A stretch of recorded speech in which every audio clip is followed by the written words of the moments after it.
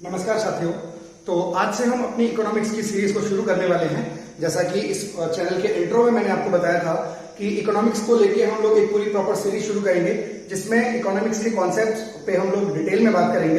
तो आज उस सीरीज का पहला लेक्चर होने वाला है और आज के इस लेक्चर में हम लोग देखेंगे इकोनॉमिक्स क्या है, इकोनॉमिक्स की डेफिनेशन, इसके स्कोप क्या है, इसके टाइप्स क्या क्या होते हैं। तो जो बहुत बेसिक सी बातें हैं इकोनॉमिक्स के बारे में उनकी आज हम बात करने वाले हैं। तो चलिए शुरुआत करते हैं। देखिए, इकोनॉमिक्स का जो पिता है या फादर ऑफ इकोनॉमी है वो एडम स्मिथ को कहा जाता है,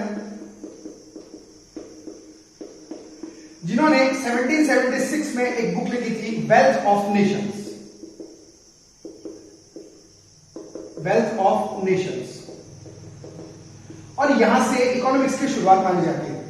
देखो साथियों, इकोनॉमिक्स की प्रॉपर शुरुआत देखें तो यहां से मानी जाती है, बट जो इकोनॉमिक्स में थ्योरीज हैं, इकोनॉमिक्स में जो सिद्धांत बाद में लिखे गए, इनका प्रयोग काफी पहले समय से हो रहा था। जैसे आप अलाउद्दीन खिलजी की बात करें, अलाउद्दीन खिलजी की अगर बाजार व्यवस्था को आप देखेंगे तो आप देखेंगे कि इकोनॉमिक्स के जो सिद्धांत हैं, इकोनॉमिक्स की जो थ्योरीज हैं, उनका यूज अलाउद्दीन खिलजी ने अपनी बाजार व्यवस्था में किया है। तो प्रॉपर सब्जेक्ट के तरीके से जो इसको पहचान मिलती है वो 1776 के बाद जो वेल्थ ऑफ नेशंस लिखी गई है, इसके द्वारा एडम स्मिथ ने जो किताब लिखी है, इसके बाद इकोनॉमिक्स को एक सब्जेक्ट के रूप में पहचान मिलती है। लेकिन इकोनॉमिक्स का बिहेवियर में, व्यवहार में जो प्रयोग है वो पहले से होता आया है। अच्छा, अगर बात करूं, इकोनॉमिक्स को हिंदी में कहते हैं अर्थशास्त्र। इकोनॉमिक्स को हिंदी में अर्थशास्त्र कहते हैं, और आप सभी को पता होगा कि अर्थशास्त्र नाम से ही एक किताब जो है वो आचार्य चाणक्य ने लिखी थी, जो कि चंद्रगुप्त मौर्य के गुरु थे। बट ध्यान रखें, इस अर्थशास्त्र का इस सब्जेक्ट से कोई संबंध नहीं है।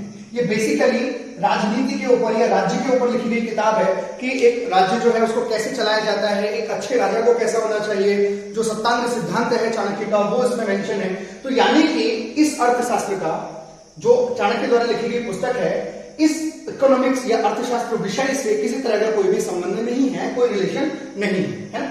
अब बात करते हैं कि इकोनॉमिक्स एक्चुअली है क्या, ये सब्जेक्ट क्या है, किस बारे में ये बातें करता है ना, इसके ऊपर थोड़ी सी चर्चा करते हैं। देखिए, इकोनॉमिक्स जो है पूरी तरीके से अगर आप देखें तो एक प्रैक्टिकल सब्जेक्ट है ना। जैसे इकोनॉमिक्स को लेके कई बार जो इकोनॉमिक्स बड़े बड़े इकोनॉमिक्स हैं उनमें ये चर्चा भी चलती है कि इकोनॉमिक्स जो है क्या ये एक साइंस सब्जेक्ट है और या फिर ये एक आर्ट सब्जेक्ट है ना।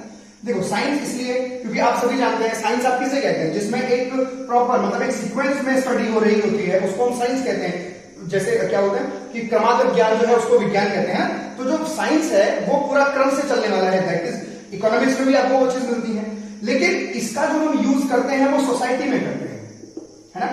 इकोनॉमिक्स का जो प्रॉपर हम यूज करते हैं, प्रैक्टिकल यूज जो हम करते हैं वो सोसाइटी में करते हैं। तो इसीलिए इसको आर्ट सब्जेक्ट भी माना जाता है ना। तो कई जो विद्वान हैं वो इसको साइंस का सब्जेक्ट मानते हैं और कई इकोनॉमिक्स जो है वो इसको आर्ट का सब्जेक्ट भी मानते हैं। ठीक है, अब इकोनॉमिक्स मैंने बोला कि एक प्रैक्टिकल सब्जेक्ट है, तो देखिए ये कैसे है ना, इकोनॉमिक्स एक प्रैक्टिकल सब्जेक्ट कैसे है, इसके ऊपर भी बात करते हैं। देखो, इकोनॉमिक्स जो है ये प्रॉपरली दो चीजों पर निर्भर करता है ना। जब आप मार्केट में जाएंगे तो मार्केट में आपको दो लोग मिलते हैं। कौन? एक जो मार्केट में सामान लेने के लिए आए हैं, है ना, जो सामान लेने के लिए आए हैं, और दूसरे मार्केट में वो लोग हैं जो सामान बेचने के लिए बैठे हैं, है ना। यानी कि एक है शॉपकीपर्स और दूसरे हैं कस्टमर्स। ठीक है, इन्हीं कस्टमर्स को इकोनॉमिक्स की लैंग्वेज में हम कंज्यूमर्स बोलते हैं। क्या बोलते हैं? कंज्यूमर्स। और कंज्यूमर्स जो कुछ भी डिमांड करता है, इस डिमांड को पूरा करने के लिए जो बैठा है उसको बोलते हैं प्रोड्यूसर। हिंदी में इसको बोलते हैं उत्पादक और इसको बोलते हैं उपभोक्ता। ठीक है, ये उपभोक्ता है और ये उत्पादक है।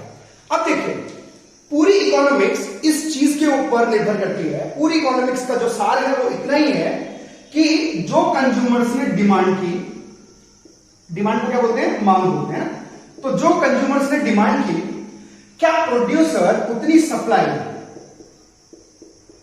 यानी कि उतनी पूर्ति कर पा रहा है या नहीं। अगर कर पा रहा है तो इसको ग्राफ के तरीके से देखें। अगर देखिए, अगर इसको ग्राफ में हम देखें, ये डिमांड ये सप्लाई, जहां पर ये दोनों मीट करते हैं इसको बोलते हैं इक्विलिब्रियम, है ना। इक्विलिब्रियम मतलब संतुलन, संतुलन। देखिए, पूरी इकोनॉमिक्स जो है वो इस चीज के ऊपर डिपेंड करती है कि जितना मार्केट में डिमांड है क्या उतनी ही सप्लाई हो पा रही है ना। अगर उतनी ही सप्लाई हो पाए तो फिर कोई प्रॉब्लम होगी नहीं।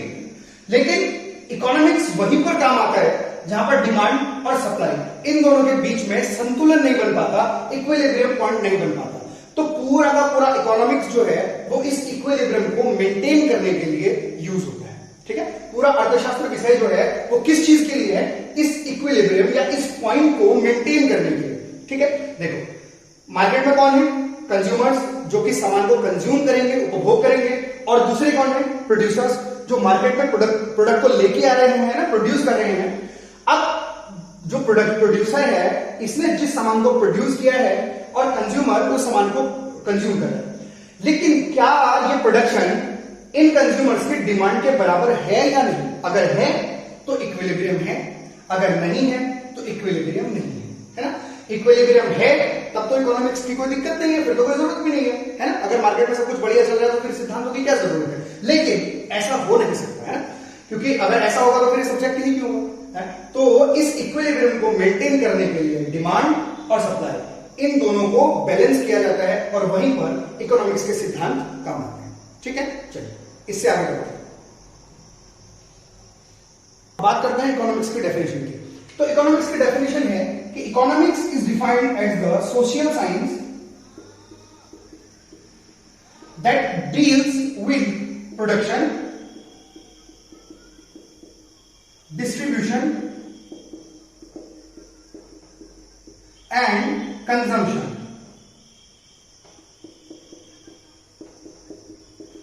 of goods and services, goods and services।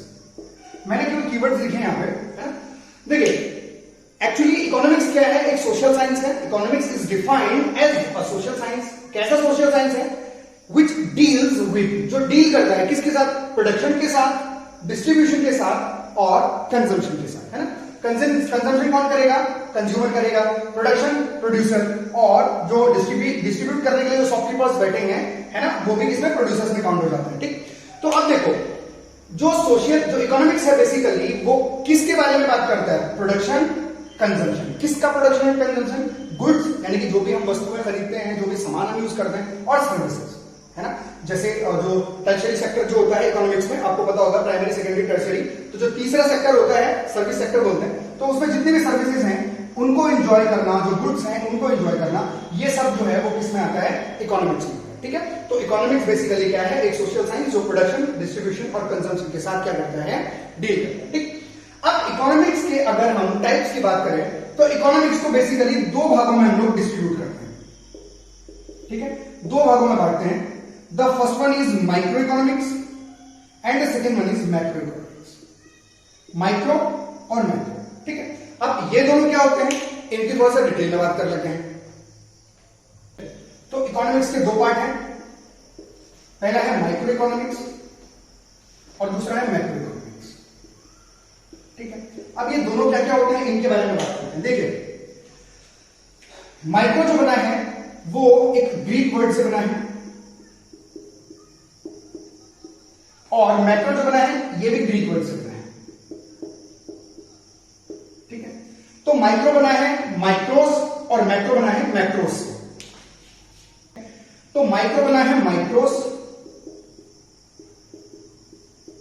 और मैक्रो बना है मैक्रोस, ठीक। देखो, मैक्रोस का मतलब होता है लार्ज और माइक्रोस का मतलब होता है स्मॉल, ठीक है। माइक्रोस मतलब स्मॉल यानी कि छोटा और मैक्रोस मींस लार्ज। अब देखिए, जैसे अगर आप इसको मीनिंग समझना आता है, आप ऐसे नहीं समझ सकते हो। माइक्रो का मतलब क्या होता है, माइक्रोस्कोपिक। माइक्रोस्कोप सूक्ष्मदर्शी आपने देखा होगा। तो माइक्रोस्कोप से हम क्या देखते हैं, माइक्रोब्स जो बहुत छोटे छोटे जीवाणु होते हैं, वायरस होते हैं, उनको हम देखते हैं ना। यानी कि माइक्रो से हम किसी छोटी चीज को देख रहे हैं, और छोटी चीज का मतलब क्या होता है, एक इंडिविजुअल। ठीक है। तो माइक्रो इकोनॉमिक्स का मतलब क्या होता है? माइक्रो मतलब स्मॉल, स्मॉल का मतलब एक इंडिविजुअल, यानी कि किसी एक इंडिविजुअल की यहां पर स्टडी की जाती है, जबकि मैक्रोस में इकोनॉमी एज अ होल की स्टडी हम करते हैं। ठीक है, एज अ होल। अभी आपको समझाता हूं। यहां पर क्या होता है, एक इंडिविजुअल की डिमांड या सप्लाई की बात होती है, और यहां पर एग्रीगेट डिमांड या फिर एग्रीगेट सप्लाई की बात होती है। एग्रीगेट मतलब होता है संपूर्ण या पूर्ण, है ना। यानी कि एग्रीगेट जब आपका पूरे देश की मांग और पूर्ति की बात होती है कि पूरे जो हमारे कंट्री में कितनी पॉपुलेशन है ना, उनका जो डिमांड है वो कितना है, उसके लेवल पे सप्लाई कितना है, तो ये होता है एग्रीगेट। यानी कि मैक्रो इकोनॉमिक्स में हम एक कंट्री की पूरी इकोनॉमी की बात करते हैं। जैसे अगर आपको भारत की इकोनॉमी की बात करनी है तो ऑब्वियस वो मैक्रो में आता है ना। और माइक्रो का मतलब जब हम किसी इंडिविजुअल की बात करते हैं, किसी इंसान की बात करते हैं, किसी फैमिली की बात करते हैं, या किसी इंडिविजुअल फर्म की बात करते हैं, है ना, या किसी इंडिविजुअल फर्म की बात करते हैं, तो ये किसमें आता है? माइक्रो इकोनॉमिक्स में आता है। यानी माइक्रो का मतलब हो गया छोटा, है? तो माइक्रो मतलब छोटा, यानी कि जब हम किसी इंडिविजुअल की बात करें, किसी फर्म की बात करें, अब खुद ही आप सोचो कि एक कंट्री की इकोनॉमी के सामने एक फर्म की इकोनॉमी क्या है? बहुत छोटी चीज है। और पूरी कंट्री की इकोनॉमी आपको पता है, अगर इंडिया की इकोनॉमी की आप बात करोगे तो इंडिया की इकोनॉमी लगभग 3 ट्रिलियन के आसपास की इकोनॉमी है। तो इस इकोनॉमी के सामने ये इकोनॉमी बहुत छोटी है। एक इंसान के सामने एक माइक्रो कितना छोटा होता है, एक वायरस कितना छोटा होता है, जो हमें नेक डाई से दिखाई भी नहीं देता। सेम वही चीज एक मैक्रो यानी कि एक कंट्री की इकोनॉमी के सामने एक इंडिविजुअल की इकोनॉमी बहुत छोटी है, तो इसको हम माइक्रो में स्टडी करते हैं। अच्छा, अगर मैं आपसे ये चीज बोलूं कि आपके जो ज्यादा क्वेश्चंस आने वाले हैं वो कहां से आएंगे, तो ऑब्वियस जो वनडे एग्जाम्स होते हैं उसमें ज्यादा क्वेश्चन मैक्रो से उठाता है, लेकिन मैक्रो को समझने के लिए आपको माइक्रो को समझना काफी जरूरी होता है। जब आपको माइक्रो इकोनॉमिक्स समझ में आएगा, माइक्रो इकोनॉमिक्स की थ्योरीज आप सीख जाएंगे, तो मैक्रो इकोनॉमिक्स समझने में आपको काफी आसानी रहेगी, है ना। यानी कि जब आप किसी पर्टिकुलर किसी इंडिविजुअल के बारे में या किसी छोटी चीज के बारे में जान जाएंगे, तो आपको बड़ी चीज के बारे में जानने में थोड़ा सा आसानी होगी। इसीलिए पहले माइक्रो इकोनॉमिक्स पढ़ते हैं, इसी के बाद हम लोग क्या पढ़ते हैं? Macro economics. ठीक, तो हम बात करेंगे माइक्रो इकोनॉमिक्स की। चलिए, तो बात करते हैं माइक्रो इकोनॉमिक्स।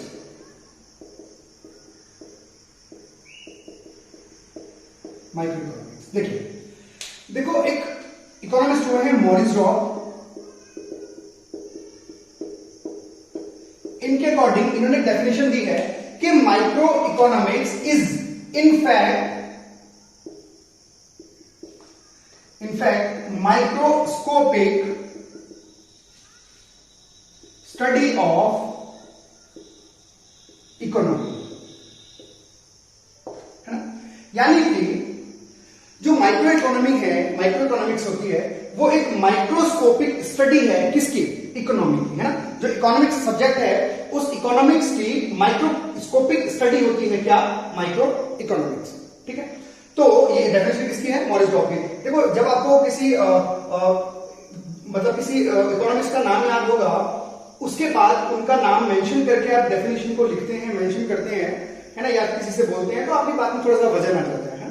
तो अगर आपको इस तरह के 2-3 डेफिनेशन वगैरह याद होती हैं तो काफी अच्छा रहता है, आपके आंसर्स काफी अच्छे रहते हैं उससे। तो इनको याद करने का कोशिश कीजिएगा। सिंपल सी डेफिनेशन है, माइक्रो से याद हो जाएगा, माइक्रोस्कोपिक स्टडी है इकोनॉमी की, है ना। किसने बोला है? मॉरिस रॉब ने बोला है। ठीक, तो देखो, अब माइक्रो इकोनॉमिक्स क्या है आपको समझ में आ गया। जब हम किसी इंडिविजुअल की बात करते हैं, किसी इंडिविजुअल फैमिली की बात करते हैं, फर्म की बात करते हैं, है ना, तो वो क्या है? माइक्रो इकोनॉमिक्स में काउंट होता है। क्लियर हो गया। और जो मॉरिस रॉब है, मॉरिस रॉब के अकॉर्डिंग जो डेफिनेशन है वो क्या है? Micro economics is in fact microscopic study of economy. ठीक है, तो आपको डेफिनेशन भी पता चली। तो आज की क्लास में हमने देखा कि माइक्रो इकोनॉमिक्स क्या है और इकोनॉमिक्स बेसिकली क्या है, और उसके बाद उसका एक सब टाइप देखा कि माइक्रो इकोनॉमिक्स किसे कहते हैं।